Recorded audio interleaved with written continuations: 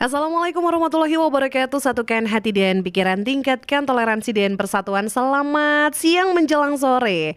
Halo Pesona Inspira, kembali lagi di 92,1 FM Radio Pesona, stasiun informasi terbaikmu. Dan seperti biasa mungkin ada yang sudah menunggu-nunggu untuk hari Rabu karena akan ada rumpun padi. Dan kita sekarang di sini sudah berada di rumpun padi volume ke-11. Jumpa lagi di rumpun padi ya, rumpi untuk pangan, pertanian dan perikanan Indonesia. Hari ini kita akan rumpi-rumpi tentang peran pupuk organik dalam upaya memperbaiki kerusakan lahan pertanian. Nah, untuk Pesona Inspira yang mau gabung boleh silahkan disimak sampai jam 4 sore nanti. Untuk yang mau tanya-tanya kepada narasumber boleh di 0823 2383 9996. Nah, mau tanya ke narasumber, ngomong-ngomong narasumbernya siapa sih gitu ya. Nah, di studio Radio Pesona sudah hadir dua narasumber dari BPP Sukoharjo nih. Dan kita kayaknya nggak afdol kalau nggak kenalan, jadi kita akan kenalan dulu. Ini narasumber kita yang pertama ada Bapak Kirmono SST, penyuluh pertanian ahli muda BPP Sukoharjo. Selamat siang menjelang sore Pak Kirmono. Selamat siang menjelang sore Mbak Mita. Apa kabar hari ini? Alhamdulillah baik. Baik, sehat ya. Dan selain Pak Kirmono masih dari BPP Sukoharjo ada penyuluh pertanian ahli Pak Bunyamin SP. Selamat siang menjelang sore Pak Bunyamin. Selamat siang menjelang sore. Iya, apa kabar Pak Bunyamin? Alhamdulillah luar biasa. Wih, luar biasa, semangat sehat ya Pak ya. Iya, dan hari ini kita akan ngobrolin tentang peran pupuk organik dalam upaya memperbaiki kerusakan lahan pertanian. Nah, mungkin ini untuk Pesona Inspira yang mau gabung silahkan ya di 0823 2383 9996. Mungkin sebelum saya kasih tentang bocoran, hari ini kita akan bahas soal apa dan seperti apa. Tadi temanya sudah ya, judulnya sudah. Kita kenalan dulu sama Pak Kirmono. Mungkin ada yang pengen disampaikan dulu nih Pak, perkenalan tentang Pak Kirmono dulu kepada Pesona Inspira, biar Pesona Inspira merasa dekat dan hangat gitu Pak. Silakan. Terima kasih Pesona Inspira yang berbahagia. Perkenalkan, nama saya Kirmono, tugas di BPP Kecamatan Sukoharjo yang sebelumnya pernah di BPP Laksono, BPP Kaliwiro, dan BPP Mojo Tengah, dan saat sekarang berada di BPP Sukoharjo. Semoga waktu yang tinggal 6 tahun ini sudah bertahan di Sukoharjo. Terima kasih. Iya, jadi sudah sempat berpindah-pindah ya Pak ya. Iya, alamatnya di mana nih Pak? Alamat saya di Bandingan, Sigaluh, Banjarnegara. Pantas kalau milih Sukoharjo dekat soalnya ya Pak ya. Oke, kita ke Pak Bunyamin, silahkan bisa memperkenalkan diri Bapak. Terima kasih Pesona Inspira. Saya memperkenalkan, nama saya Bunyamin dari BPP Sukoharjo, beralamat di Kampung Serayu, Kelurahan Besani, Kecamatan Laksono. Yang sebelumnya di Sukoharjo saya bertugas di Kecamatan Selomerto dari tahun 2009 sampai dengan 2021. Oke, tadi sudah berkenalan dan Pesona Inspira. Nanti yang mau tanya-tanya langsung boleh ya, silakan dicatat sekali lagi di 0823 2383 9996 sampai jam 4 sore nanti. Nah, kita kan tadi akan ngobrol tentang topik kita hari ini, yaitu peran pupuk organik dalam upaya memperbaiki kerusakan lahan pertanian. Sementara Pesona Inspira bisa diketahui bahwa kondisi lahan pertanian saat ini sangat memprihatinkan. Bisa dilihat dari kondisi kesuburan tanah yang semakin menurun, tanah yang keras tidak gembur, mikroba tanah juga semakin langka, dan kemampuan tanah untuk menyediakan unsur hara semakin rendah walaupun sudah diberikan pupuk gitu ya. Nah, dari dampak kerusakan lahan pertanian ini diantaranya adalah produktivitas tanaman yang menurun sudah pasti, kemudian kekebalan atau resistensi hama dan penyakit tanaman semakin tinggi sehingga hama penyakit semakin banyak dan sulit dikendalikan. Pada musim kemarau tanah menjadi keras dan pada musim penghujan tanah tidak bisa menyerap air lebih banyak. Dampak berikutnya adalah keuntungan yang didapatkan petani semakin kecil bahkan rugi. Upaya perbaikan untuk mengatasi kerusakan lahan pertanian bisa dilakukan dengan pemupukan menggunakan pupuk organik.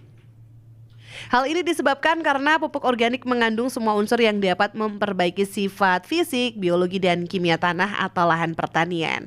Dan ternyata ini di lahan pertanian ini kondisinya hari ini sangat memprihatinkan gitu ya. Nah, saya pengen tanya ke Pak Kirmono nih, karena tadi kondisi lahan pertanian ini sangat memprihatinkan. Apakah di Wonosobo ini juga kondisinya sama-sama memprihatinkan gitu Pak? Silahkan Pak Kirmono. Ya, terima kasih Pesona Inspira yang berbahagia. Untuk saat sekarang kondisi lahan pertanian kita memang sudah sangat memprihatinkan, karena apabila kita pupuk dengan pupuk organik yang semakin banyak namun hasilnya tidak bisa maksimal, bahkan semakin menurun hasilnya, Mbak. Oke, jadi memang ini kondisinya memprihatinkan, bahkan sampai produktivitasnya menurun gitu ya Pak ya. Nah, sebenarnya penyebab dari kerusakan tanah atau lahan pertanian sendiri itu apa Pak? Ya, penyebab lahan pertanian yang saat sekarang sudah memprihatinkan itu juga karena disebabkan oleh alam sendiri juga bisa, oleh manusia juga bisa. Seperti yang dialami sekarang ini, yang dirusak oleh manusia karena penggunaan pupuk kimia yang sudah berlebihan, penggunaan pestisida yang sudah tidak sesuai dengan anjuran, yang semaunya para petani dalam menggunakan pestisida sehingga mengakibatkan tanah kita menjadi rusak. Selain itu yang dari alam juga karena di saat musim hujan terjadi banjir atau erosi dan yang lainnya. Oke, jadi ada penyebabnya ini karena manusia dan juga karena alam gitu ya Pak ya. Baik. Nah tadi salah satu dampak kerusakan lahan pertanian ini adalah menurunnya produktivitas. Selain hal tersebut, apakah ada dampak lainnya nih Pak Bunyamin? Terima kasih pendengar Inspira, Pesona Inspira. Pada saat musim hujan, tanah kurang menyerap air, dan pada musim kemarau lahan menjadi keras. Terus respon tanaman terhadap pupuk lambat, mengakibatkan turunnya produktivitas, terus banyaknya hama penyakit yang susah dikendalikan, yang berdampak langsung pada menurunnya pendapatan petani. Seperti itu. Oke, jadi ini memang dampak paling besar ini karena menurunnya hasil produktivitas gitu ya. Karena sudah dipupuk seperti apapun juga kayaknya ini tanahnya juga kayak gitu aja gitu. Nah, solusi yang dilakukan untuk mengatasi kerusakan lahan apa Pak Kirmono? Ya, terima kasih Pesona Inspira yang berbahagia. Salah satu upaya dalam memperbaiki kesuburan tanah yaitu dengan menggunakan pupuk organik yang baik yang kita buat sendiri maupun pupuk organik dari pabrikan, sehingga nanti lambat laun tanah kita akan kembali subur. Gitu Mbak Mita. Oke, jadi solusi yang dilakukan untuk mengatasi kerusakan lahan ini adalah dengan menggunakan pupuk organik.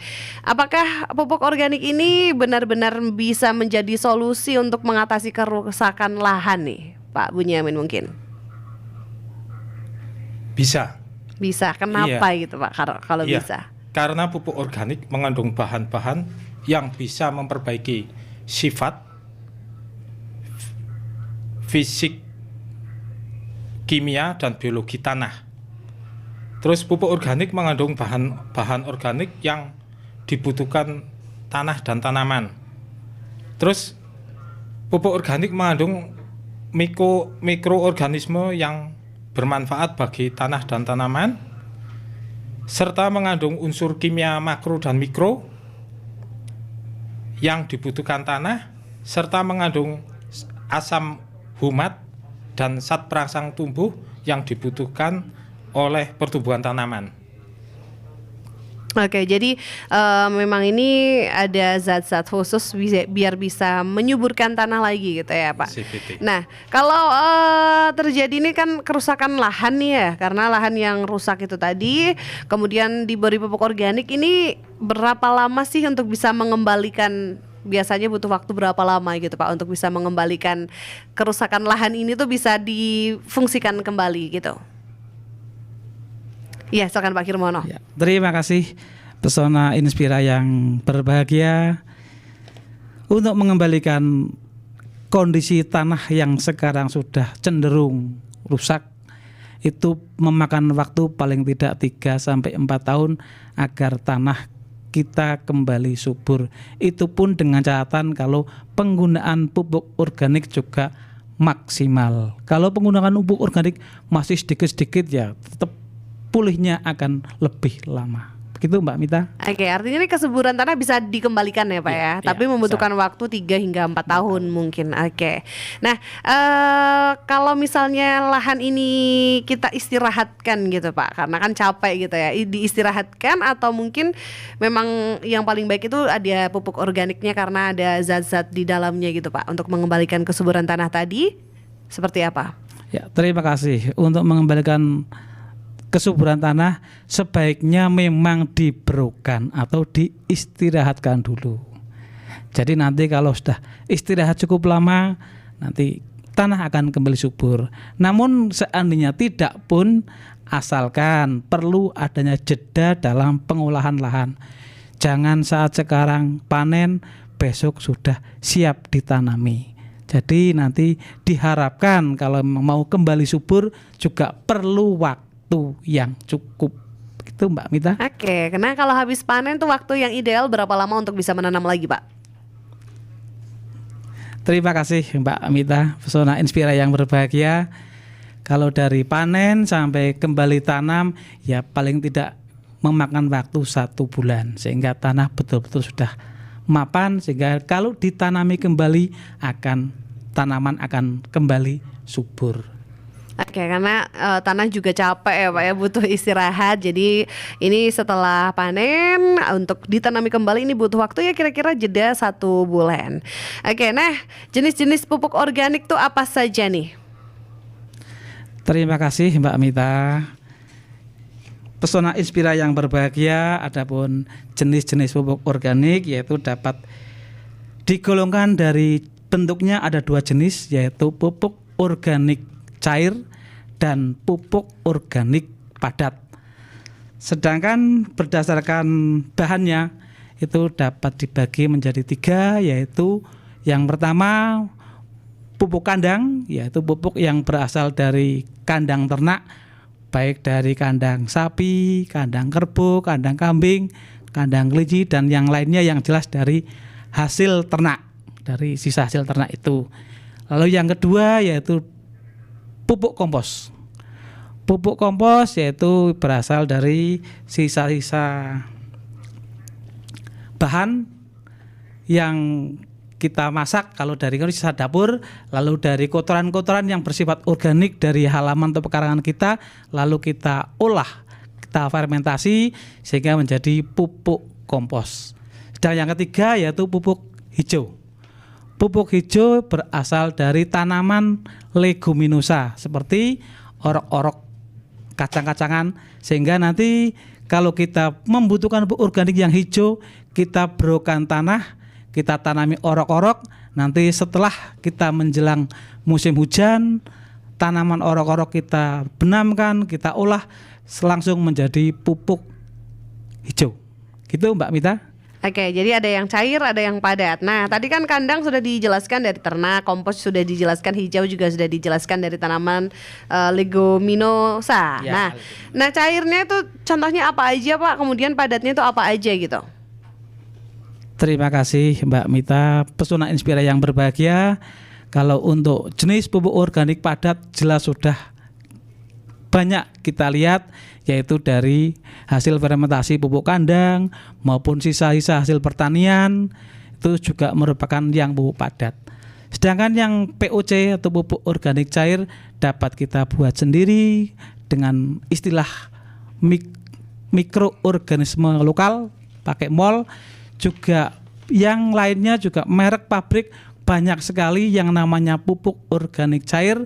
Namun di sini salah satunya ya seperti yang digunakan Atonik, dan yang lainnya masih banyak karena merek pabrik itu ya banyak sekali dan bermacam-macam Pak. Terima kasih Pak. Oke, jadi pupuk organik ada yang pabrik, tapi ada yang bisa kita bikin sendiri nggak nih Pak? Ya, terima kasih. Ada, yaitu seperti yang kita buat menggunakan mol, menggunakan mikroorganisme lokal yang kita proses dengan Misalnya dengan sisa-sisa sayur, sisa-sisa buah kita tambahkan mol, lalu kita fermentasi sehingga hasilnya dapat menjadi pupuk organik cair yang siap digunakan. Itu Mbak Mita. Oke, ya itu dia Pesona Inspira ya. Ada pupuk organik yang bisa kita manfaatkan, yang alami kita bisa bikin sendiri, ada yang juga dari pabrik. Nah, ini apakah pupuk organik dan juga pupuk kimia ini bagaimana sih perannya gitu ya? Apakah memang lebih baik pakai pupuk organik, atau mungkin kalau pakai pupuk kimia sebenarnya juga baik gitu ya untuk kesuburan untuk pertumbuhan tanamannya, tapi kesuburan tanahnya nggak baik nih gitu. Bisa dijelaskan Pak? Ya. Terima kasih Mbak Mita, Pesona Inspira yang berbahagia. Itu memang saat sekarang jelas tadi sudah disampaikan bahwa lahan kita sudah cenderung rusak, sehingga alangkah baiknya kalau kita kembali ke alam. Jadi kita perbanyaklah menggunakan pupuk organik, baik dari kandang maupun dari sisa-sisa hasil pertanian. Contohnya ramban kacang, ramban kedelai, ramban jagung, dan jerami padi itu juga harus dikembalikan ke tanah sehingga tanah kita akan kembali subur secara alami. Sehingga nanti diharapkan ke depan tanah kita akan baik sehingga ditanami produksinya akan lebih meningkat lagi. Kalau menggunakan pupuk organik, karena saat sekarang kalau menggunakan pupuk anorganik, saat sekarang memang kita sudah boleh dikatakan tanah kita jenuh dengan adanya pupuk anorganik. Karena seandainya kita pupuk, semakin banyak kita memberikan pupuk anorganik atau pupuk pabrik, pupuk kimia, hasil kita belum tentu naik, namun bahkan cenderung menurun, sehingga boleh dikatakan tanah kita sudah jenuh dengan penggunaan pupuk kimia. Gitu Mbak Mita. Jadi mau sebanyak apapun pupuk kimia tapi tanamannya ya akan gitu-gitu aja karena udah capek lahannya gitu ya Pak ya. Oke, tapi sebenarnya pupuk organik dan pupuk kimia sama-sama punya kelebihan dan kekurangan ya Pak ya. Ya, nah ini saya pengen tanya ke Pak Bunyamin nih, kelebihan dan kekurangan pupuk organik. Silakan Pak Bunyamin. Terima kasih Mbak Mita, Pesona Inspira. Untuk kelebihan dan kekurangan pupuk organik, kelebihannya pupuk organik mengandung bahan-bahan organik yang tidak terdapat di pupuk kimia. Bahan itulah yang bisa memperbaiki struktur tanah. Terus kelebihan yang kedua, pupuk organik ini mudah dibuat sendiri. Terus kekurangannya, pupuk organik tidak bisa digunakan dalam jumlah sedikit seperti pupuk kimia. Terus respon tanaman terhadap pupuk organik tergantung komoditas yang dibudidayakan. Terus kebutuhan tenaga kerja cenderung banyak sehingga biaya produksi menjadi tinggi, seperti itu. Oke, sudah dijelaskan kelebihan dan kekurangan dari pupuk organik. Nah Pak, kalau misalnya pakai pupuk kimia nih, apakah memang lebih cepat untuk perkembangan tanaman gitu Pak? Terima kasih Mbak Mita, Pesona Inspira. Emang secara dasarnya ini untuk menggunakan pupuk kimia ini lebih cepat dilihat. Katakan dalam kurun 10 hari sudah kelihatan hijau atau sudah kelihatan gemuk tanamannya. Tapi kalau menggunakan pupuk organik lamban, tapi pasti seperti itu. Oke, jadi kalau pupuk yang organik tuh sebenarnya prosesnya itu kita harus bersabar gitu ya Pak ya. Iya. Tapi hasilnya pasti. Oke. Jadi ini mungkin untuk petani-petani di Wonosobo ini lebih bisa memanfaatkan pupuk organik sebenarnya Pak ya, untuk bisa lahan pertaniannya itu untuk menjaga lahan pertanian ini tetap lestari gitu. Nah, alat dan bahan nih yang bisa digunakan untuk membuat pupuk organik, karena tadi kan disebutkan bahwa kita bisa, kelebihannya pupuk organik disampaikan Pak Bunyamin ini, kelebihan dari pupuk organik kita bisa bikin sendiri. Nah, ini alat dan bahan apa sih yang bisa kita gunakan untuk pembuatan pupuk organik gitu Pak? Ya.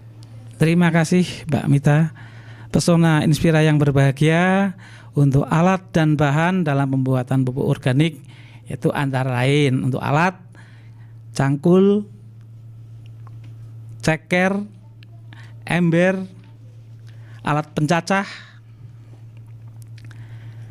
Sedangkan untuk bahan yang diperlukan yaitu pupuk kandang, ada baik pupuk kandang yang berasal dari ternak kambing, ternak sapi maupun yang lainnya, bisa juga sisa hasil pertanian berupa jerami maupun ramban kacang, dan ditambah dekomposer, lalu ada molase dan juga bekatul untuk proses pembuatannya, gitu Mbak. Ya, jadi alat dan bahannya mudah ya, ada cangkul, ceker, kemudian juga bahannya apa tadi Pak? Bekatul, Terutama pupuk kandang bahan utamanya, lalu ditambah dekomposer, ada bekatul, lalu ada tetes tebu atau molase, begitu Mbak. Oke, itu dia nih Pesona Inspira yang mungkin mau bikin pupuk organik sendiri di rumah, ternyata bisa karena alat dan bahannya mudah.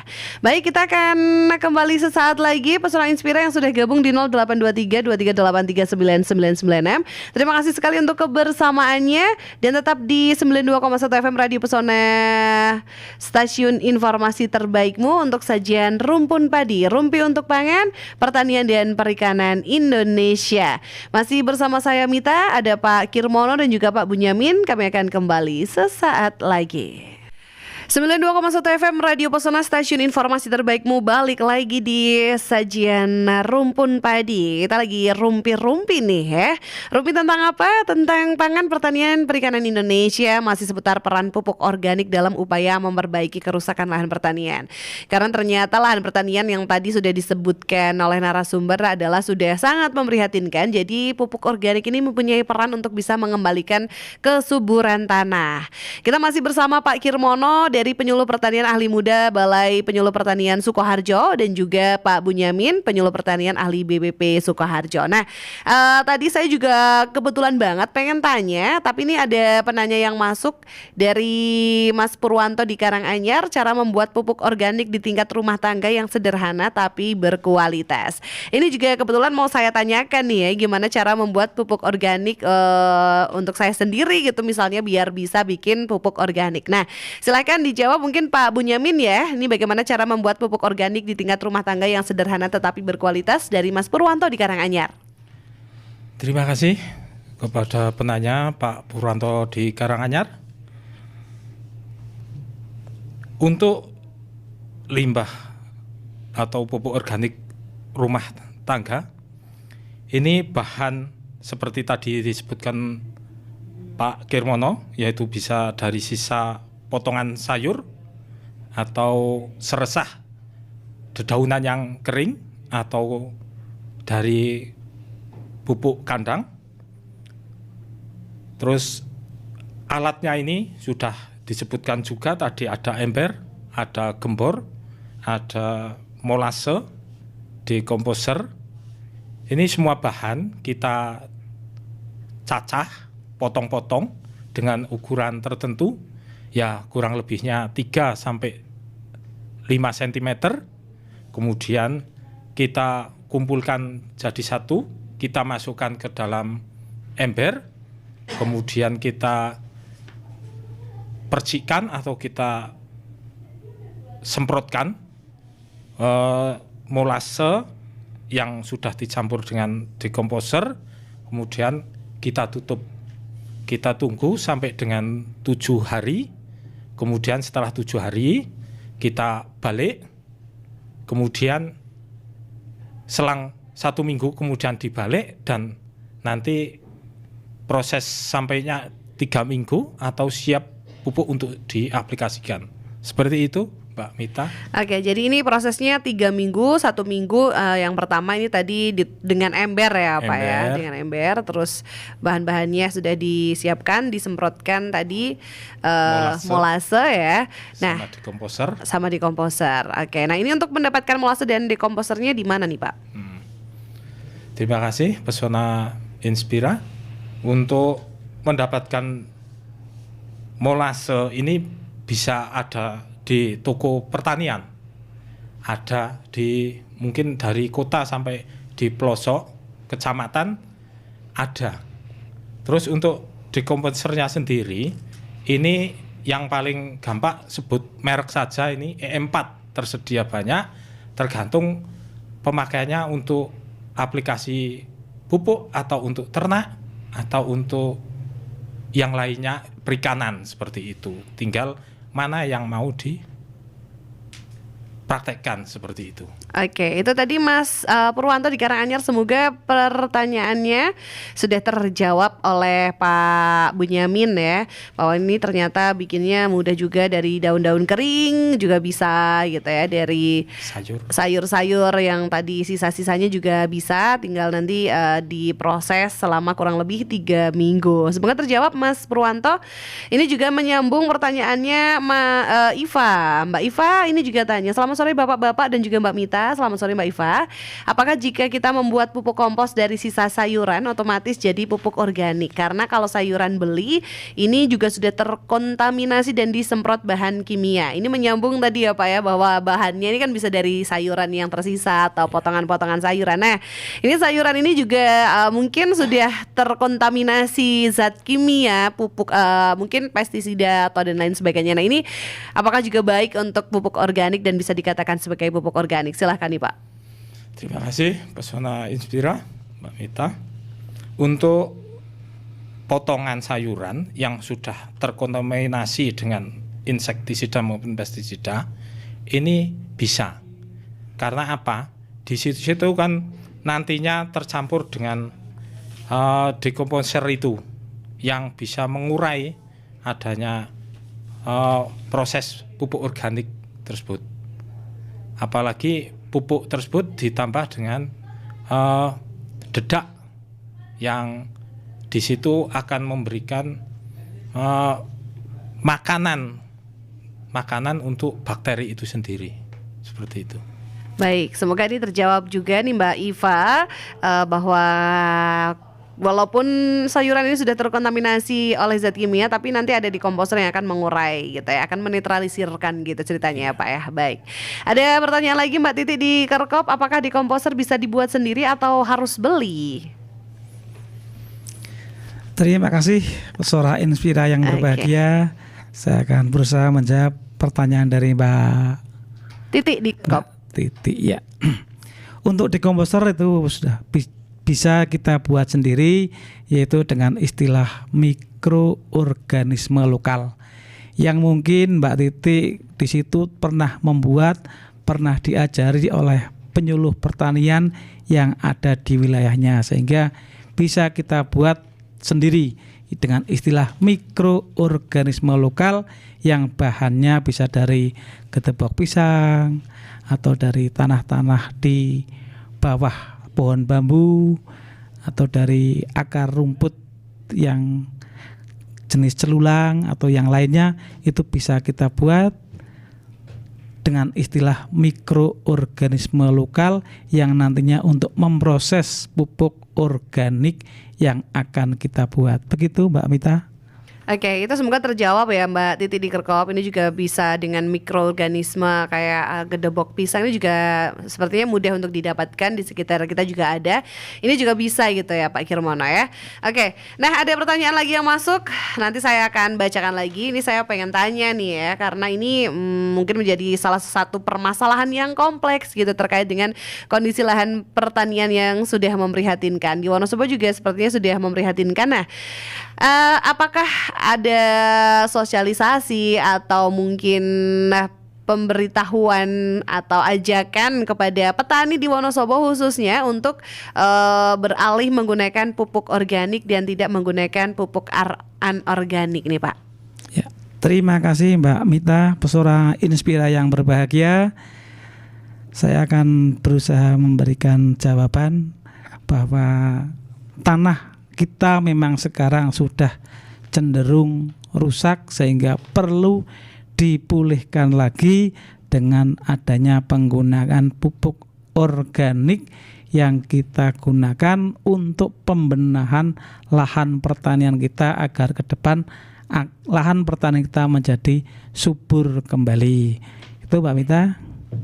Oke, jadi memang sudah ada ajakan untuk petani untuk bisa menggunakan pupuk organik gitu. Apalagi sekarang rencana pemerintah tentang pupuk anorganik subsidinya akan dicabut, sehingga solusi yang terbaik nanti kita akan menggunakan pupuk organik yang dapat kita peroleh dengan mudah dan murah. Karena pupuk non subsidi nanti akan lebih mahal lagi, sehingga solusi terbaik kita gunakan pupuk organik. Gitu, Oke, ini akan solusi terbaik sepertinya memang ya harus kayak gitu ya Pak ya, untuk mengembalikan lahan gitu agar lahannya juga tidak sakit, lahannya juga tidak capek. Ini juga perlu untuk bisa diistirahatkan, dan juga pemberian pupuk organik ini juga sepertinya kalau dikasih pupuk organik seperti dikasih asupan lagi gitu ya, karena kandungan-kandungan yang ada di dalamnya. Nah, kan tadi ada pupuk kimia, ada pestisida juga nih ya, karena mungkin kalau pupuk anorganik sudah jelas ini bisa merusak tanah gitu. Nah, penggunaan pestisida yang mungkin disemprotkan di tanaman ini apakah juga berdampak pada kerusakan lahan pertanian nih Pak? Terima kasih Mbak Mita. Yang jelas penggunaan pestisida sangat berbahaya, dan residunya nanti juga dalam jangka waktu yang panjang akan terdapat di dalam tubuh manusia. Selain di manusia juga di lingkungan kita juga akan rusak, sehingga perlu adanya penggunaan pestisida sesuai dengan anjuran dan aplikasi yang tertera di dalam botol pestisida tersebut harus kita pahami. Namun kenyataan di lapangan saat sekarang, petani kita sudah tidak sesuai anjuran dalam menggunakan pestisida, sehingga hama dan penyakit yang ada sekarang ini semakin kebal, semakin tahan, sehingga walaupun disemprot dengan pestisida dalam dosis yang pekat tetap belum mati, sehingga ekosistem kita akan menjadi kurang baik. Gitu Mbak Mita. Oke, artinya nih malah justru semakin dikasih pestisida semakin kebal hama dan penyakitnya gitu ya. Nah Pak, kan kalau misalnya penggunaan pupuk organik dan juga pestisida ini sangat-sangat berpengaruh terhadap kerusakan lingkungan. Kalau misalnya pupuknya sudah organik tapi pestisidanya tetap digunakan nih gitu, kira-kira sama aja atau enggak nih Pak? Ya, terima kasih Mbak Mita. Kalau kita sudah menggunakan pupuk organik, alangkah baiknya kita juga menggunakan pestisida yang organik juga, sehingga ke depan lingkungan kita akan lebih sehat dan lestari. Begitu Mbak Mita. Oke, artinya ini juga ada pestisida yang organik ya Pak ya. Ini biar balance lah ya. Jadi pupuknya organik, ini pestisidanya juga organik agar kita juga sehat, tanahnya juga tetap sehat gitu. Oke, kembali ada pertanyaan lagi yang masuk. Ini selamat sore, tadi Mbak Titi sudah Mas Sugi di Garung. Kalau mau buat pupuk organik apa harus pakai tetes tebu? Karena di daerah saya nggak ada yang jual gitu. Silakan Pak Bunyamin. Ya, terima kasih Mbak Mita. Dan penanya dari Garung Pak Sugi. Karena di Garung katakan tidak ada tetes tebu, kita bisa memakai gantinya tetes tebu atau molase dengan memakai gula merah atau gula putih yang kita cairkan terlebih dahulu, sehingga lebih gampang untuk disemprotkan atau dipercikkan seperti itu Mbak Wita. Oke, jadi ini kalau misalnya nggak ada tetes tebu, pakai gula merah atau ya, gula pasir ya. Langsung. Jadi yang manis-manis kayaknya ya Pak ya. Iya. Itu ya Mas Sugi di Garung, semoga terjawab pertanyaannya. Kemudian ada lagi nih dari Bu Yani di Laksono. Saya pernah menggunakan pupuk kandang tetapi tanaman saya malah pertumbuhan tidak bagus. Kenapa kok bisa nih? Ya, terima kasih Mbak Yani dari Laksono yang telah menanyakan kenapa pupuk kandang tidak bagus. Mungkin pupuk kandang yang digunakan itu belum mengalami fermentasi atau pupuk kandang belum jadi, Sehingga kalau diberikan untuk memupuk, tanaman bukan semakin subur tapi akan menjadi layu karena adanya proses fermentasi pupuk di lahan, sehingga tanah menjadi panas dan tanaman menjadi layu. Begitu Mbak Mita. Oke, jadi ini ternyata mungkin ada juga sudah pakai pupuk kandang namun pertumbuhannya tidak bagus karena mungkin prosesnya ini proses fermentasinya mungkin ya Pak ya. Jadi pupuk kandang belum jadi, sudah dipakai untuk memupuk. Jadi harusnya kita gunakan pupuk kandang yang sudah diproses, sudah difermentasi, sehingga nanti tanaman akan lebih sehat, tanah juga subur. Tadi sudah disampaikan Pak Bonyamin bahwa ciri-ciri pupuk yang sudah siap untuk dipakai di lahan, warna coklat kehitaman, kalau dipegang juga sudah tidak panas atau anget, lalu bau juga sudah tidak menyengat, berbau namun sudah tidak berbau kotoran lagi. Begitu Mbak Mita. Oke, jadi ada tahapannya. Mungkin ini seperti tadi yang disampaikan Pak Bonyamin bahwa ini pupuk organik juga butuh waktu 3 minggu. Ini juga sama mungkin ya Pak ya. Pupuk kandang juga fermentasinya juga ada waktu tersendiri. Ini apakah sama waktunya 3 minggu atau berapa kalau pupuk kandang? Pak Bonyamin. Terima kasih Mbak Vita, Pesona Inspira. Untuk pupuk kandang, asal fermentasinya bagus, itu ya 3 minggu. Yang penting kan minggu pertama dibuat sesuai dengan ketentuan tadi yang saya sampaikan. Contoh dari seresah, terus nanti di atas seresahnya itu bisa daunan kering, bisa hijau atau pupuk kandang, terus yang dikasih bekatul secara merata, terus kemudian kita siram dengan molase dan mikroorganisme secara merata, kemudian disusun kembali seperti sedia kala, dari mulai seresah, dedaunan kering, kompos, pupuk kandang, terus setelah bahan sampai habis dengan ketinggian tertentu, umpamanya 20 atau 30 cm, kemudian kita taburi kembali seperti pokoknya sedia kala pertama kali itu, terus kita tutup dengan terpal, kemudian setiap 1 minggu sekali ini dibolak-balik sampai dengan 3 minggu,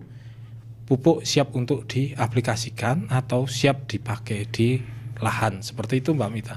Oke, berarti ini kalau yang ada di jalan sepanjang Jalan Dieng itu yang ditutupi terpal itu sebenarnya lagi proses fermentasi kah Pak? Terima kasih. Itu sebenarnya belum proses fermentasi karena pupuk dari kandang ayam langsung kita bawa, itu berasal dari Jawa Timur atau dari mana, itu langsung ditumbuk di pinggir jalan, belum mengalami proses fermentasi, langsung ditutup pakai terpal. Oke, nanti kalau proses fermentasinya ada lagi prosesnya lagi, gitu ya.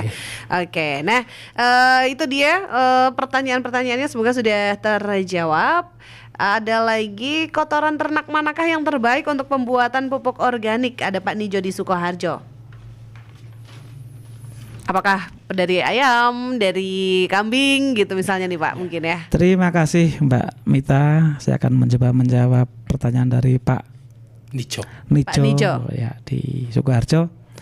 Pesona Inspira yang berbahagia, perlu diketahui bahwa untuk pupuk kandang yang baik digunakan untuk fermentasi semuanya baik, namun ada yang lebih baik. Jadi kita gunakan, karena semakin kecil ternak biasanya pupuk kandang yang dihasilkan akan semakin baik. Jadi kalau memilih yang paling baik, ya kita gunakan pupuk kandang dari kelinci maupun dari kambing dan domba gitu Mbak Mita.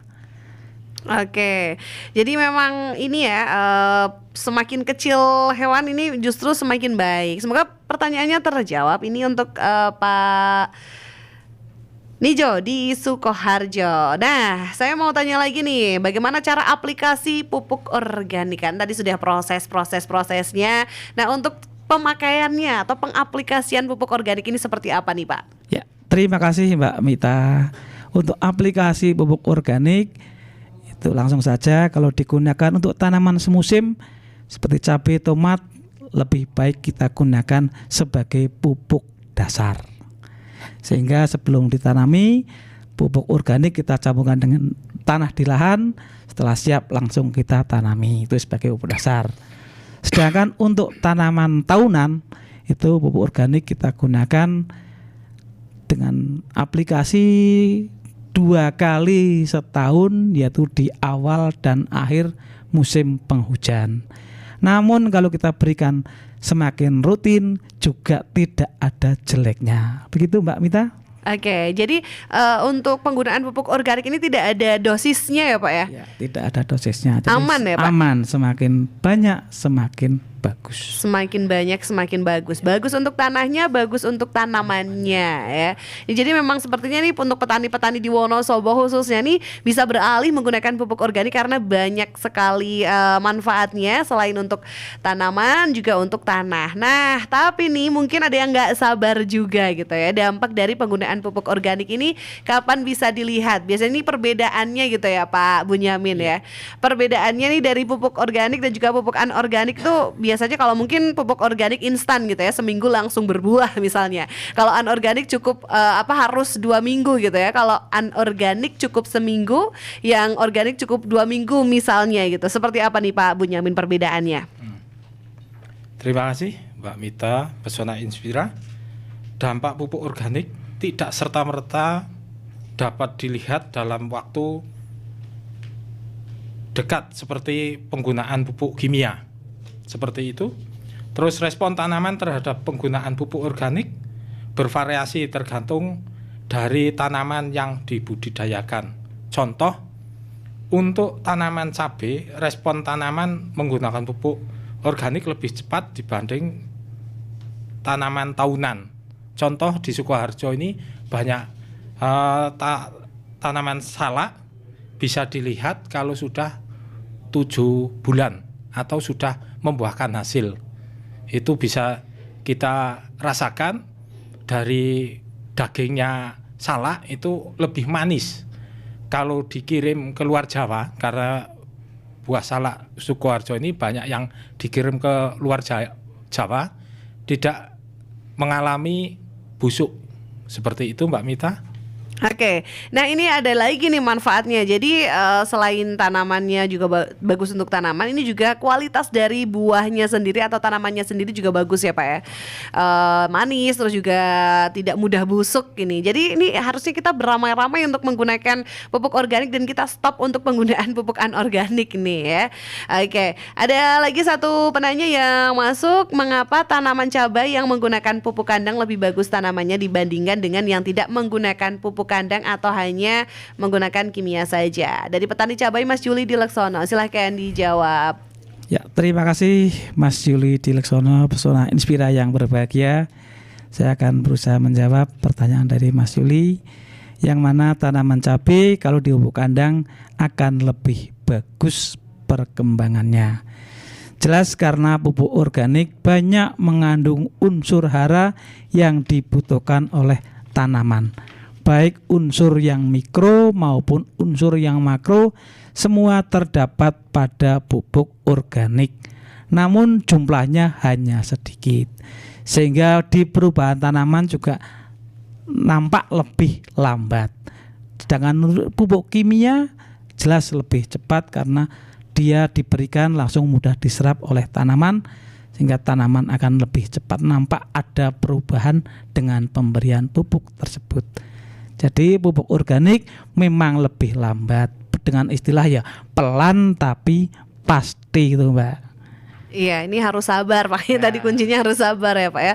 Pelan tapi pasti. Ini semoga Mas Yuli Dileksono nih juga bisa beralih dengan pupuk organik saja. Walaupun mungkin agak lama, ini jaraknya berapa lama sih Pak biasanya dari yang organik dan anorganik ini Pak? Terima kasih Pesona Inspira yang berbahagia. Kalau untuk pupuk anorganik, begitu kita pupuk kita maupun disiram, dikocor, itu dampak dalam 1 minggu sudah mulai nampak kelihatan hijau, ada perubahan tanamannya. Seperti itu. Namun kalau pupuk organik itu memang cukup lama. Baru paling tidak 1 bulan baru tanaman kelihatan perbedaannya. Begitu Mbak Mita. Oke, jadi kalau pupuk anorganik ini 1 minggu sudah kelihatan. Ya. Kalau yang organik ini Paling 1 tidak bulan. 1 bulan. Berarti ya cukup lama ya Pak ya. Memang harus benar-benar sabar gitu ya Pak ya. Tapi ini memang harus perlu digaungkan Pak, mungkin ya untuk petani ini bisa beralih menggunakan pupuk organik meskipun memang prosesnya cukup lama, tapi manfaatnya untuk tanah dan juga untuk tanaman juga bagus gitu. Terima kasih untuk yang sudah bertanya, dan ini kita sudah memasuki di penghujung acara Pesona Inspira. Tidak terasa banget ya, sudah 1 jam kita ngobrol-ngobrol tidak terasa sama Pak Kirmono dan juga Pak Bunyamin tentang peran pupuk organik dalam upaya memperbaiki kerusakan lahan pertanian. Dan kita akan menuju ke closing statement. Ini yang terakhir akan disampaikan oleh Pak Kirmono dan juga Pak Bunyamin untuk Pesona Inspira. Mungkin ada pesan atau closing statement apa yang akan disampaikan oleh masing-masing narasumber. Kita ke Pak Kirmono terlebih dahulu, silahkan Pak. Terima kasih Pesona Inspira yang berbahagia. Untuk yang terakhir, pesan dari BPP Sukoharjo, mari kita gunakan pupuk organik agar tanah pertanian kita yang diwariskan ke anak cucu kita nanti menjadi subur dan sehat. Oke, kemudian beralih ke Pak Bunyamin, silahkan. Terima kasih Mbak Mita, Pesona Inspira. Kalau mau untung dalam budidaya pertanian, gunakanlah pupuk organik agar ke depan biaya produksi lebih murah, seperti itu. Oke, itu dia dari narasumber sudah menggaungkan untuk ayo rame-rame menggunakan pupuk organik karena juga lebih murah dan juga lebih bagus gitu ya.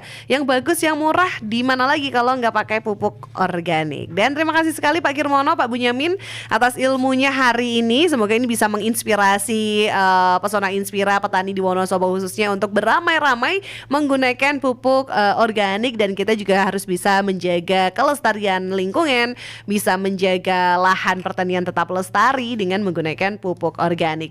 Terima kasih sekali, dan kita ketemu lagi di Rumpun Padi di volume berikutnya. Pastinya kita akan rumpi-rumpi lagi, ngobrol-ngobrol lagi tentang pertanian, seputar pertanian, perikanan dan juga peternakan di Kabupaten Wonosobo. Terima kasih sekali Pak Kirmono dan juga Pak Bunyamin. Sampai ketemu lagi dan Pesona Inspira. Demikian sajian Rumpun Padi edisi hari ini, Rabu 10 Agustus 2022. Satukan hati dan pikiran, tingkatkan toleransi dan persatuan. Saya Mita, wassalamualaikum warahmatullahi wabarakatuh.